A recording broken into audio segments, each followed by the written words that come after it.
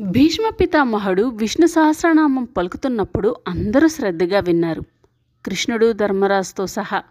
కానీ ఎవ్వరూ ఆ సమయంలో దాన్ని రాసుకోలేదు. మరి అది మనకి ఎలా అందింది ఆ విష్ణు సహస్రనామం అని అనుమానం ఎవరికైనా వచ్చిందా? ఆ విష్ణు సహస్రనామం మనకి ఎలా వచ్చిందో ఈరోజు ఈ వీడియోలో తెలుసుకుందాం.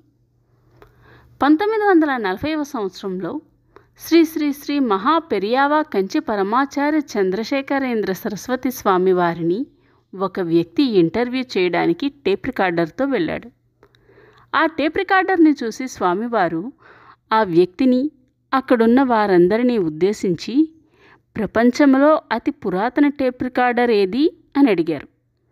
ఎవ్వరూ సమాధానం చెప్పలేకపోయారు. మళ్ళీ స్వామివారు విష్ణు సహస్రనామం మనకెలా వచ్చింది అని అడిగారు. ఒకరన్నారు, భీష్ముడు అందించారు అని అన్నారు. అప్పుడు స్వామివారు భీష్ముడు విష్ణు సహస్రనామం పలుకుతున్నప్పుడు ఎవరు రాసుకున్నారు అని అడిగారు.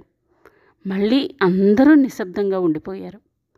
అప్పుడు స్వామివారు చెప్పడం మొదలుపెట్టారు. భీష్ముడు సహస్రనామాలతో కృష్ణుణ్ణి స్తుతిస్తున్నప్పుడు కృష్ణుడు, పాండవులు, వ్యాస మహర్షితో సహా అందరూ అత్యంత శ్రద్ధగా వినడం మొదలుపెట్టారు. ఎవరూ రాసుకోలేదు. అప్పుడు యుధిష్ఠిరుడు అన్నాడు, ఈ 1000 నామాలని మనమంతా విన్నాం, కానీ మనం ఎవరూ రాసుకోలేదు. ఇప్పుడు ఎలా కృష్ణ అని అడిగాడు కృష్ణుణ్ణి. అవును కృష్ణ, ఇప్పుడెలా? ఈ సహస్రనామాలు మాకందరికీ కావాలి అని అందరూ కృష్ణుణ్ణి వేడుకున్నారు.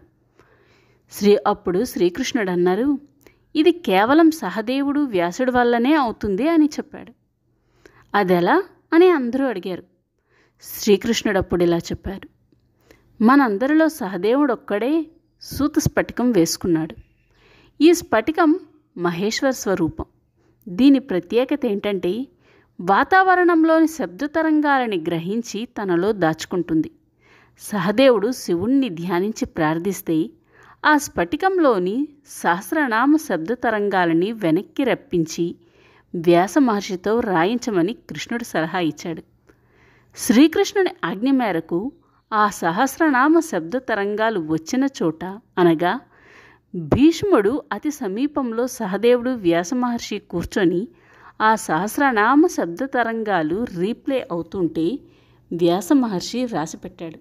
ఆ విధంగా మనకు మొట్టమొదటి టేప్ రికార్డర్ శివస్వరూప స్ఫటికం ద్వారా మనకి విష్ణు సహస్రనామం అందిందని మహాస్వామి వారు సెలవిచ్చారు.